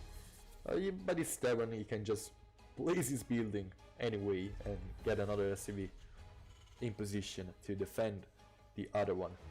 Now the probe has to get away, but still a little bit of a delay. Not too bad. The Reaper is out, and actually this map is weird for Reapers. like they cannot climb basically anywhere, but there is still this place in the main base that's so good for Reapers, which has been, of course, walled off by Toporoco in quite a clever way, since otherwise this can lead to some really bad scenarios. Anyway, the Reaper is not moving out yet.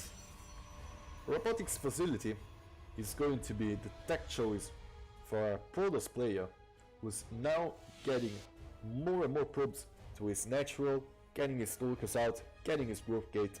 He's getting into the macro game, or at least the macro phase of his early game, since Protoss has, unless they can rush or they like proxy 3 gate or 4 gate, they still have to get it into a really economical mindset for the first half of the game. So now Pylon gets dropped in front of the natural. I think he will probably want to do like a little bit of a wall off.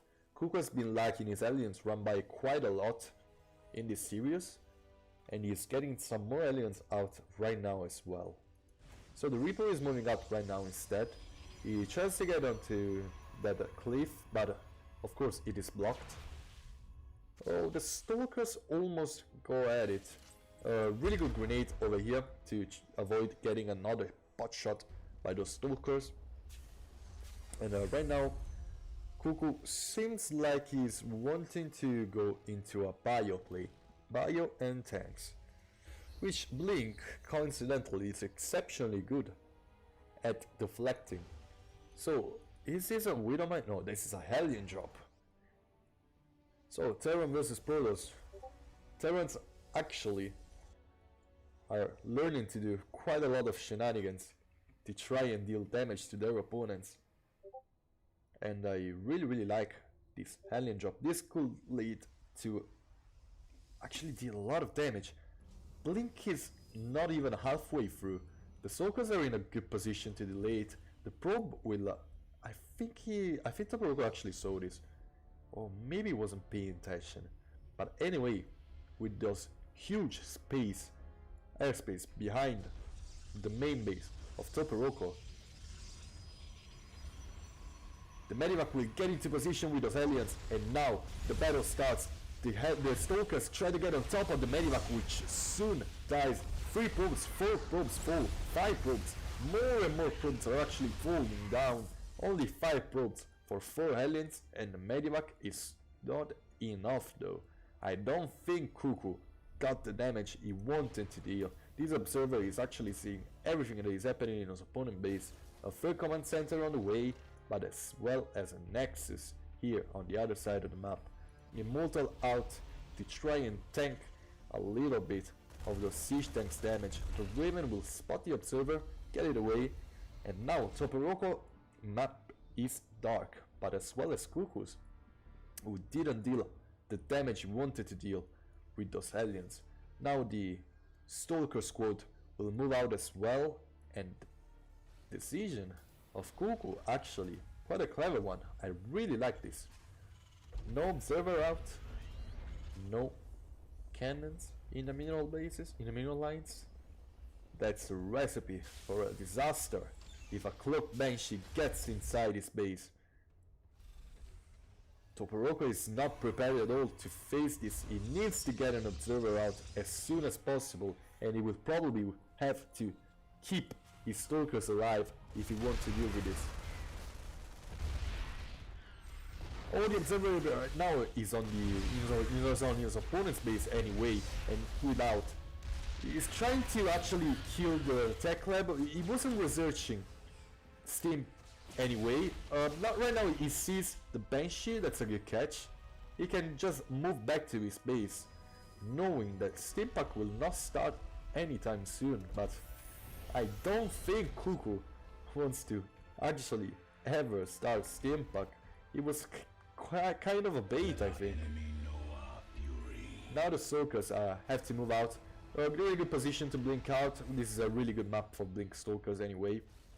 I think Toporoco overall has seen that a lot of factories have been dropped by Cuckoo right here. He knows that the Banshees are coming, so might as well drop 3 cannons, 1 in each mineral base. But right now, the army of Toporoco is looking scary. Might not be the greatest army to deal with this kind of push. Or, like, carrying those 3 SCVs is always good.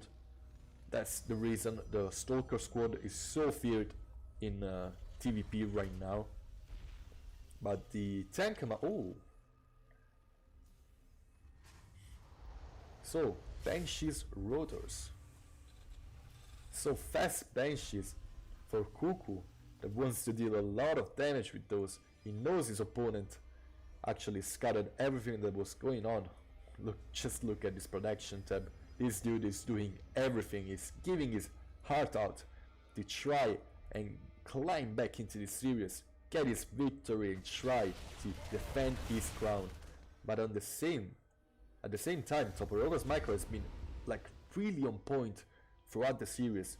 Now the 2 Banshees are trying to get some damage done, but as soon as the Templar Rakas will be done and Storm will be started, this is going to be quite a nightmare for Cuckoo, that has quite the weaker army, just like being so much behind in workers and in army supply against the Protoss player. Not what you want. Really good upgrades though for Cuckoo that run out. Sorry, like this? Yeah, here it is. Really good upgrades for Cuckoo that is now getting Blue Flame, Rotors, and his army is just really hard to deal with anyway. Like Blue Flame can deal with Zealots, tanks can deal with Immortals, and Stalkers, well, Stalkers can deal with tanks as well.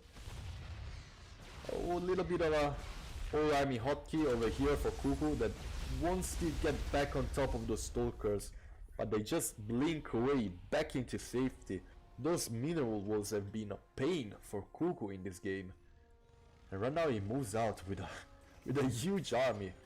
This is a really scary army as well. I will not like really be super safe. Right now the Stalkers get actually picked off as well. The Observer still stays alive. I think that's the only Observer out for Cuckoo, for Toporoco, sorry. He needs to keep it alive. Otherwise it will just be impossible for him to detect the Cloaked Banshees. Right now, this scout by Cuckoo that sees the army of Toporoco a little bit off position and will get a cancel on his 4th base location. Splits his army, Storm is done, and right now, oh, really good anti-armor missile on top of the army of his opponent. This is the fight that Cuckoo wanted to take. The tanks are getting pot shots on everything. No storms are being dropped, and now the Cyclones will shoo away what remains of Toporoco's army. At the same time, fast Banshees trying to get a kill on this Nexus. 2 Storm will actually kill those Banshees, but no Observer out. That's quite enough for Toporoco that now is suddenly in a really bad spot. Cuckoo with a clever push in a matchup he didn't quite always perform good at, but those are amazing storms. The Raven gets picked with the feedbacks, but there is no more Eye Templars out for Toporoco. I think that at least, oh my god, those Banshees have been putting quite a lot of pain into Toporoco's army, and they will stay alive. This last Immortal is trying with all of his art to avoid those Banshees and try to get on top of these tanks. Quite strangely, Cuckoo decides to move back, giving maybe a little bit too much breathing time to his opponent, but the damage he wanted to deal has been done. Right now, Toporoco has nothing but the tech on his side and decides to switch to try and close the game. His double Stargate. He needs a 4th base going on, and he wants to start one right now, of course. Anyway, just take a look at the 2 players' army. This is what Toporoco has, and right here, this is what Cuckoo has. That fight has been a bloodbath. A lot of tanks still staying alive for Cuckoo. Still 9 tanks alive. That's quite a huge number.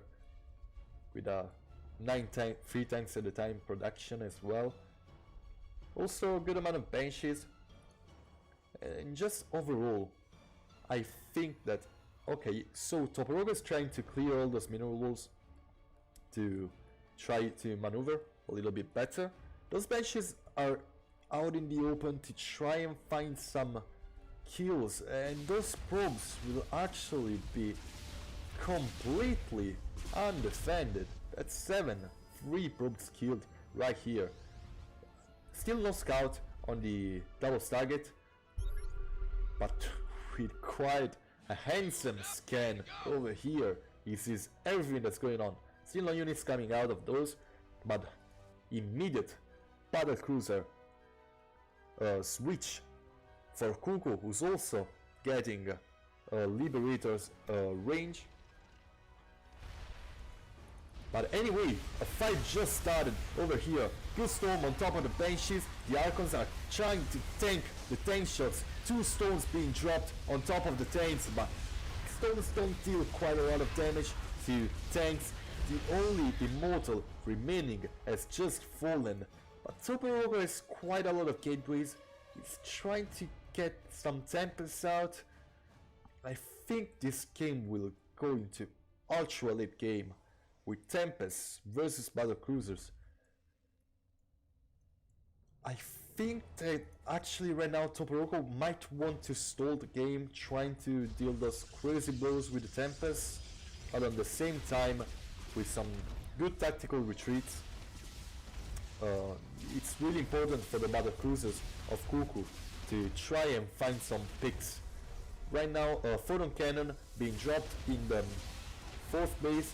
Oh, really good blink on top of those Banshees. One of them is going to fall, the other is going to stay alive, but this photon cannon, just a little bit of a misclick by Kuku, and he loses the Banshee. But right now, just the snowball of our Terran player, who's got himself in quite an incredible position.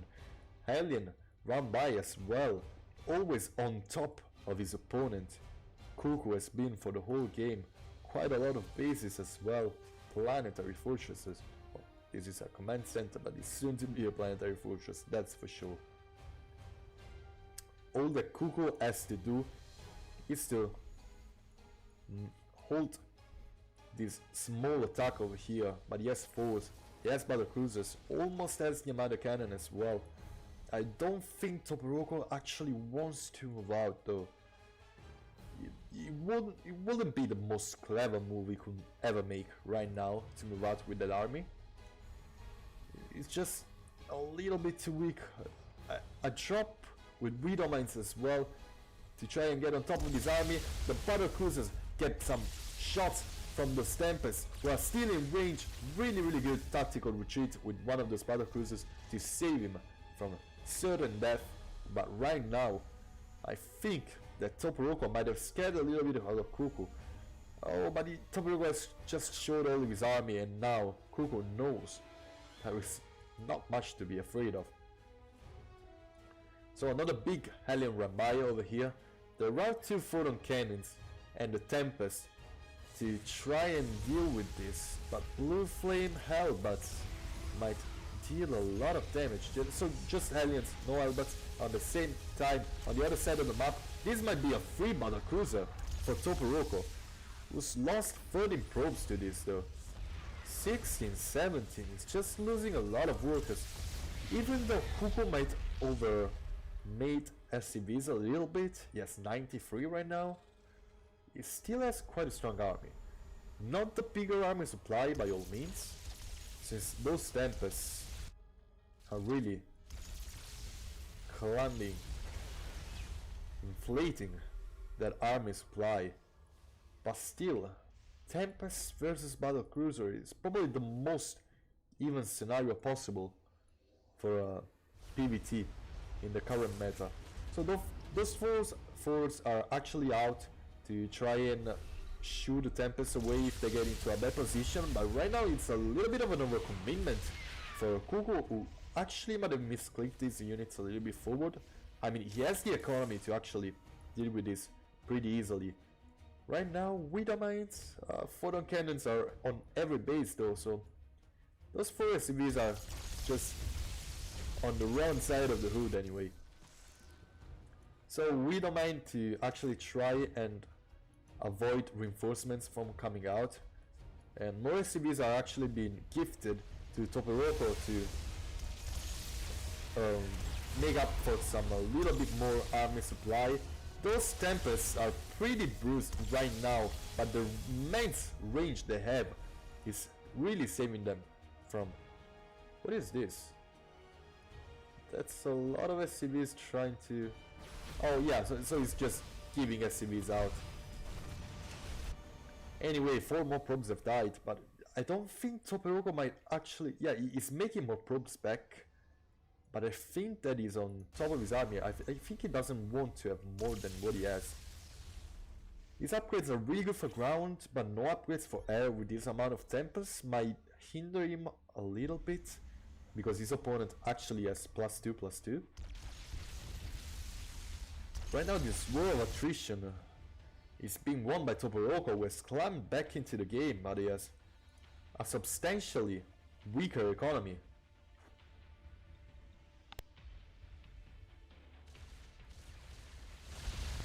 Battlecruisers are trying to get some damage done. Probably all of them have tactical retreat at the ready, and they will soon use it once they're on top of the Stampers. Not the most clever of move by Toporoko, who actually recalled on this Nexus. He might be able to get just one battlecruiser, but right now the Widowmine also helps with this tactical retreat on the battlecruiser, and suddenly the army of Toporoko is no more. He has no Tempest, he has no economy. He's not looking incredibly good this game.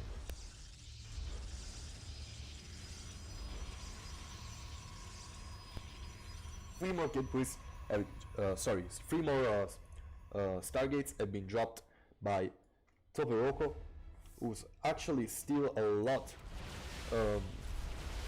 ahead in army supply, because he has a huge amount of High Templars, Stalkers and Immortals. He's just trying to deal with the economy of his opponent. So just a Yamada Cannon on top of a Stalker, losing some economy, not a big deal for Cuckoo, who was actually really super ahead on economy until now. Good Yamada Cannons on top of the Stalkers, getting some more damage done. And now Toporoko has found the damage that could help him climb back into the game. He needs to make Tempest back again. Cuckoo is instead trying to move out with his huge Terran Death Ball of Force and Battle Cruisers, and I think the time might be a little bit too late. 2 Tempests, 7 Zealots being made, but that's just a huge amount of units for Cuckoo. Yamada Cannons on top of these Tempest. There's no running back from Yamada Cannons. These Stalkers are quite out of position. I mean, that's quite a good surround, really good Storms on top of these Force and Battle Cruisers, but Storms don't kill Battle Cruisers and Force that easily, and Stalkers are falling one after the other. Tactical retreat using a very clever way to just move forward and backwards between Toporoko's units, and right now the army supply of Toporoko has plammeled. Cuckoo gets his first victory of the series.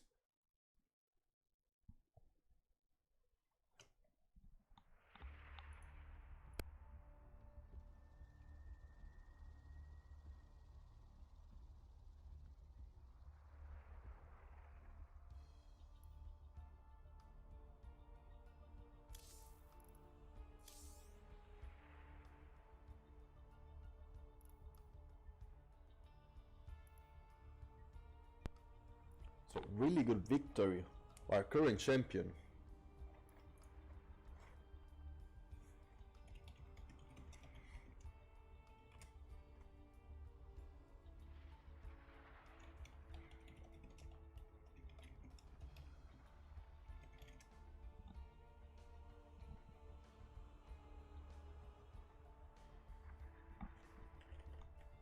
So Shadow Forest is going to be our 4th map of this series.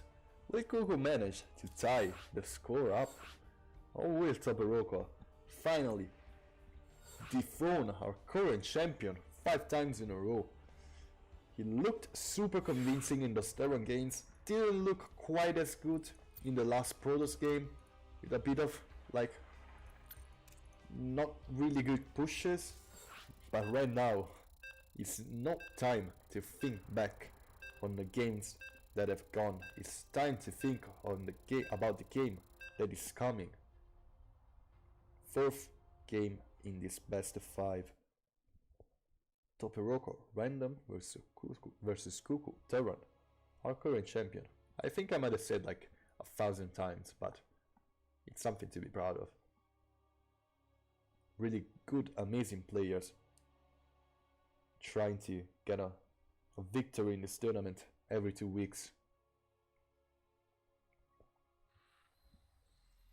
And we have once again a TVP. I don't think that's the best race of Toporoko by any means, but we will see. Spawning in the bottom left, right hand corner of Cyber Forest, one of his favorite maps is the pink Terran. It is Cuckoo. So if you see 2 SCVs actually going out on this spot of the map against Cuckoo, be sure he's going to put 4 waxes over here. He's not doing it this map yet. Is he? Oh, okay, he's not. Anyway, spawning in the top left hand corner of the one insane Cyber Forest. Spawning as the red Protoss is a random player, Toporoko. What does it mean anyway? That's such a weird name. SCV Scout, Prop Scout. Those 2 players are just trying to get at each other with the most standard stuff possible.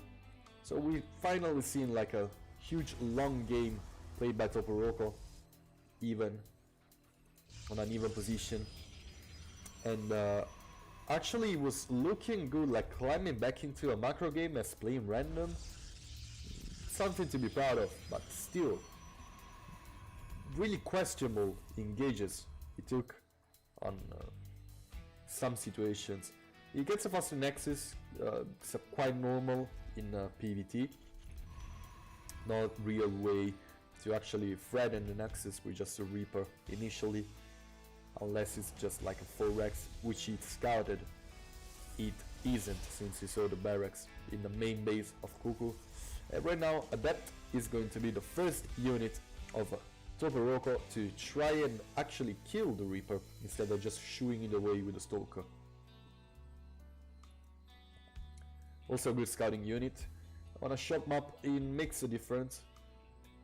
The rush distance of Cyber Forest is insanely small. By far the shortest map in the whole pool right now. And the Adept is actually moving out just now. The Reaper is still staying home to actually probably try and deny some important scouts with the Adept. But right now Cuckoo is building a bunker. And well, if you build a bunker, it's because you want to be safe, it's because you want to transition fast into something else. And the really good command center delay after the bunker delay. Right now 2 Marines are getting out of the barracks, and one of them will actually probably get picked. Oh, that's a little bit of a misclick, another misclick for Toporoko, who might have got a Reaper and a Marine and actually got basically nothing else instead. So the Stalker actually gets in position, gets the Reaper, gets one of the Marines, and gets another delay on the bunker, and now tries to get away as well, and he will outrun these Marines. So Toporoko finding himself again in an incredible spot where Prism probably going to come out of this robotics facility really soon, and here resonating glaives. Adept's attack speed. Quite a strong upgrade basically versus everything. They're just so fast at attacking once it is done. More and more gateways are being dropped as well. Wait. You recall the probe? Huh.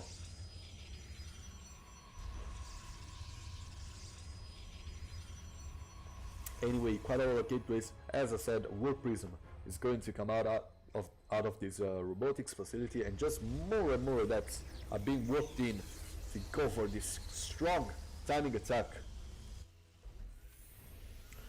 No tank is out yet. Oh, actually yes, one tank is out, but will it be enough? I mean, he can just shade on top of the tank, completely avoid the bunker, and just deal a ton of damage. The Warp Prism and the adepts are moving out. This is going to be quite a messy ending of this game. Will Cuckoo hold this? He has the units to do so, but he has to micro this insanely well to actually make it count. The Warp Prism actually might get sniped by those Marines, so you don't want it to be there. Oh gosh, you have to get away from there. There is an interference matrix in this Raven, so right now he's warping. Oh gosh, I missed this. The gateways, the adepts get on top of the tank, but right now the SCVs are doing an amazing job at dealing with this damage. And actually, I think Toporoco might have done this a little bit better, but right now he manages to get on top of the Marine Ball of Cuckoo. He's now in the mineral line of his opponent and he's warping more and more adepts in. He has a strong economy. The tank is out of position. He can shade on top of it once again. If he manages to get a good spot, he needs to send those shades out right now, or he has to get back from that as soon as possible. A really good interference matrix on top of that Warp Prism will kill. But, well, I think it's like 7 warp gates. Anyway, Widowmines, really good choice against this. Now the adepts try to distantiate each other, but they will instead get a ton of damage. And right now, not another interference matrix in this Raven, but the adepts are trying to shade on top of the tank. Actually, they shade in the mineral line of the natural of Cuckoo. Just damage upon damage being dealt with those adepts. Right now, the Warp Prism is in great danger. Another interference matrix is ready, or maybe not. Just almost have the energy to get it away. The Warp Prism tries to fly as well. 12 SCVs have been killed, 13, and more and more and more. I think he might get, oh yes, with friendly fire he gets 3 more kills. 56 workers to 17, 3 bases, charge started, sentries out, a robotics facility already done. I don't think Cuckoo can manage to get back into this game. Crazy timing attack with those adepts while macroing behind it, getting upgrades, and now a Robobay get into Colossi and try to end the game. This push, once again, a little bit questionable. I mean, you have dealt the damage you wanted to deal. Cyber Forest is once again another pretty good defensive map. Just trying to get the Warp Prism. Oh no, so unlucky for Cuckoo, who moves the Widowmines away. And now the Warp Prism has basically a red carpet to get into the main base of Cuckoo and warp some more of that scene. Try to hinder even more the economy of his opponent. Cuckoo is actually trying to move out, but he will find a lot of units waiting for him. Oh, bad move by Toporoco as well, who could have got into such a better position. But right now, the army of Cuckoo is totally in the open. Adepts can shape on top of it, and meanwhile the Widowmine drop is ready. But the main base of Toporoco is not like really full of probes. I mean, that's a good multi-prong, but there is some zealots there that will give enough time for Toporoco to react, while at the same time 2 adepts are in the main. Actually 10 probes have died to the... oh, 16 probes. Quite a lot of probes.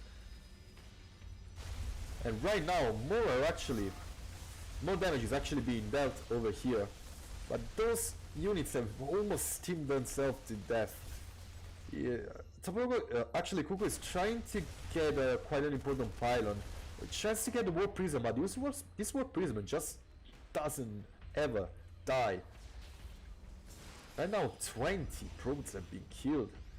Like, the worker amount of Kuku is still far behind the one of Toporogo, but I think our Protoss is giving a little bit too much time for his opponent to climb back into this game. I really like the Colossi transition, extended thermal lance on the way. Actually, what are the upgrades of his opponent? Combat shells and steam. Nothing else, while resonating glaives, charge, +1 ground weapon and +1 armor has been already researched for Toporogo.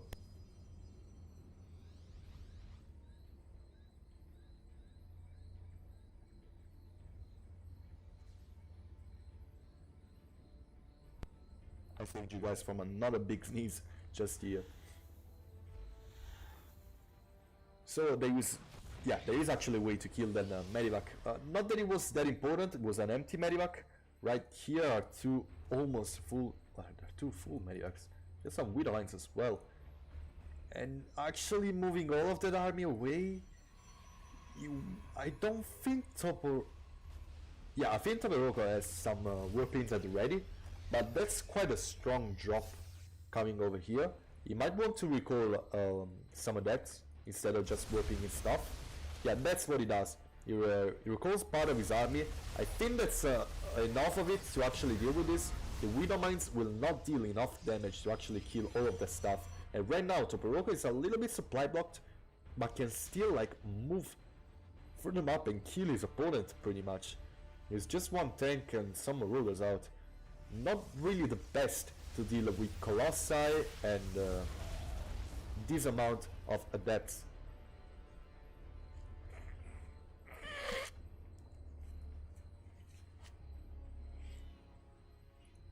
Okay, so Toporogo is just being distracted a little bit too much by those Medivacs to actually get out and fly away.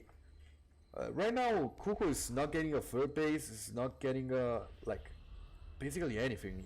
He's just massing more and more units, and he wants to go for a push as well. He pulls the boys. Kuku is totally all in with this. He takes everything he has. He puts all of his strength, all he has in this one single push. And what a majestic army he has. A lot of full energy Medivacs, a lot of SCVs, a lot of Widow Mines, a lot of Marines. Really good scout by Toporogo, who now tries to split his army into perfect tiles. His army looked strong before, but against this much stuff, a bunker tries to be built over here, and those Widow Mines might deal more friendly fire than they deal damage. The interference matrices on top of the Colossi might be huge right here. Oh my god, slow warpings for the Zealots. Two Colossi have basically been freely given. A lot of stuff has been killed. Still no pro pool for a Protoss player who still has too much. Kuku is done for, and we have a new champion.